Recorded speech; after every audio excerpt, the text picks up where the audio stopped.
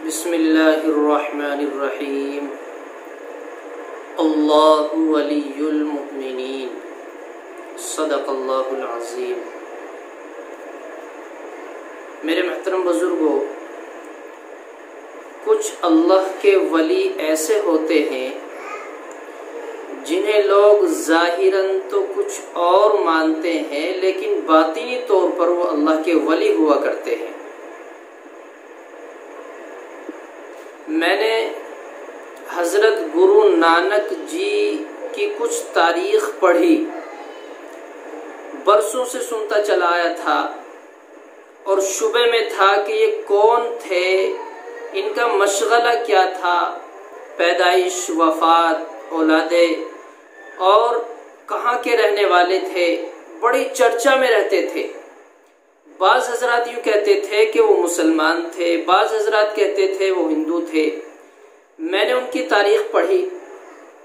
گرو گرنتھ یہ ہمارے سکھ بھائیوں کی ایک کتاب ہے، اس کا تذکرہ حضرت مفتی محمد فاروق صاحب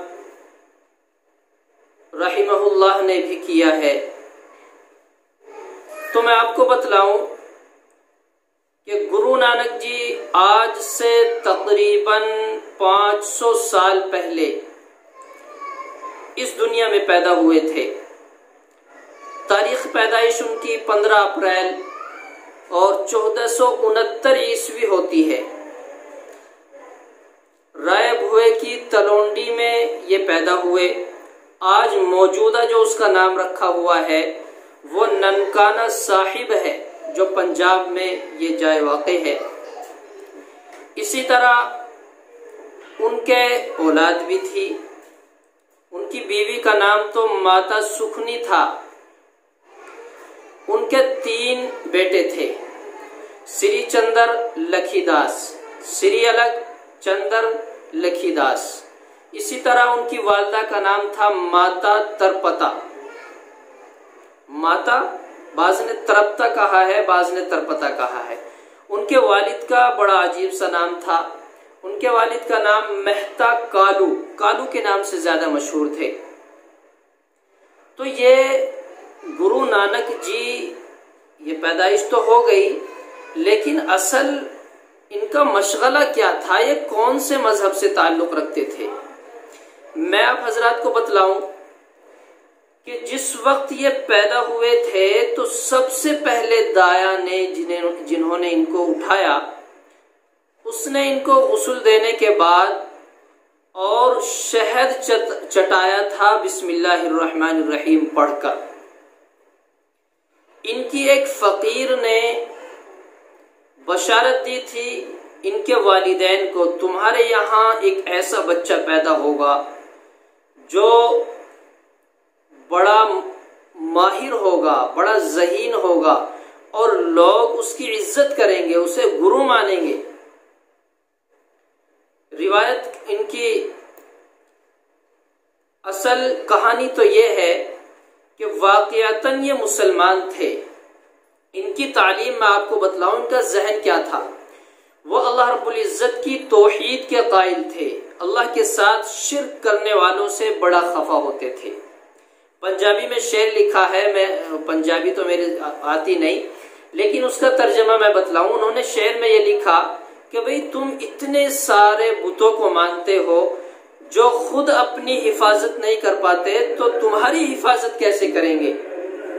اسی طرح توحید کے قائل ہوتے تھے، اس کے ساتھ ساتھ وہ رسالت کے بھی قائل تھے۔ آخری نبی جناب محمد رسول اللہ صلی اللہ علیہ وسلم کو نبی مانتے تھے۔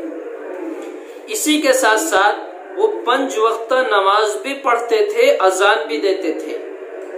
انہوں نے ساری نمازوں کے نام رکھے، یہ نماز تو اللہ کو راضی کرنے کے لیے، یہ حلال کمائی کی وجہ سے ہے، یہ محنت کی وجہ سے ہے، بہت سارے نام انہوں نے رکھے ہوئے۔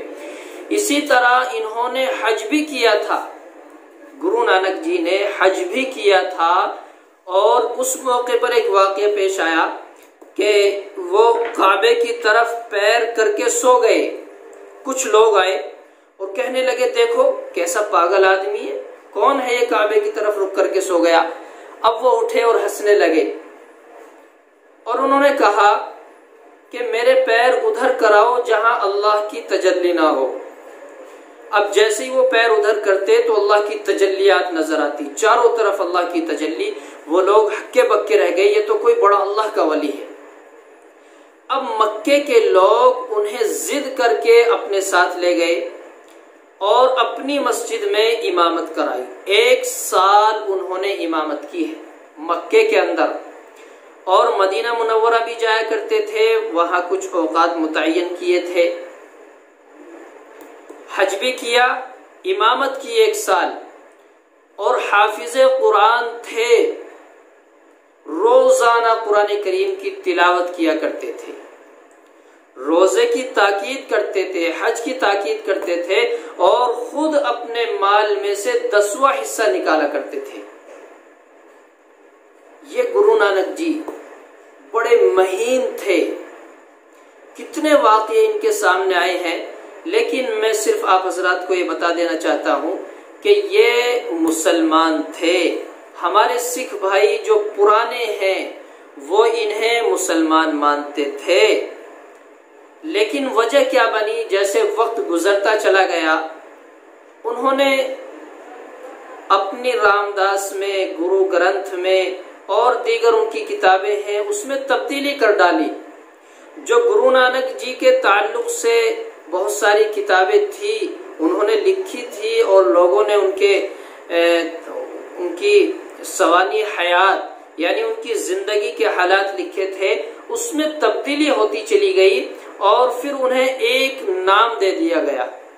اب لوگ ان سے معلوم کرتے تھے کہ آپ مسلمان ہیں یا ہندو ہیں؟ وہ یہ کہتے تھے کہ نہ مسلمان نہ ہندو، میں اللہ کا بندہ ہوں، اللہ نے مجھے بنایا ہے، اور سیدھی راہ کی تلقین کیا کرتے تھے، حلال روزی کمانے کی ترغیب دیتے تھے، حرام روزی سے بچاتے تھے، اور یہاں تک کہ وہ 1.25 لاکھ نبیوں کے بھی قائل تھے۔ صحابہ کرام کی تعریفوں میں بھی قصیدے انہوں نے کہے ہیں، شعر کہے ہیں۔ اسی طرح جنت اور جہنم کے بھی قائل تھے، پلسرات کے بھی قائل تھے۔ تو اس سے بڑی بات کیا ہوگی کہ مرنے کے بعد دوبارہ زندہ کرنے کے قائل تھے، فرشتوں کو بھی مانتے تھے کہ اللہ نے فرشتے بنائے ہیں۔ اس طرح ان باتوں سے، ان روایات سے ہمیں پتہ چلتا ہے کہ حضرت گرو نانک جی خالص مسلمان تھے، اللہ کے ولی تھے، اللہ کے بڑے ولی تھے۔ اور روایت یہ تو مجھے تھوڑی سی کمزور اور ضعیف معلوم ہوتی ہے، جب ان کے انتقال کا وقت آیا اور وہ اس دنیا سے پردہ کر گئے تو لوگوں نے ان کو کفنا دیا گیا۔ اب بات یہ طے ہوئی کہ کون آدمی یہ مسلمان ہے قبر میں دفنائے جائیں گے یا ہندو ہیں ان کو چیتا جلایا جائے گا۔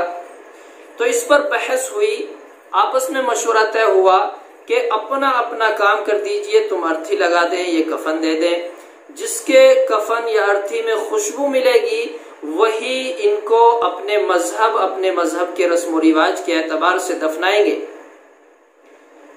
تو صبح جب اٹھ کر دیکھا تو اس میں ان کی لاش ہی نہیں تھی، وہ غائب تھی، نہ وہ دفنائے گئے نہ وہ جلائے گئے۔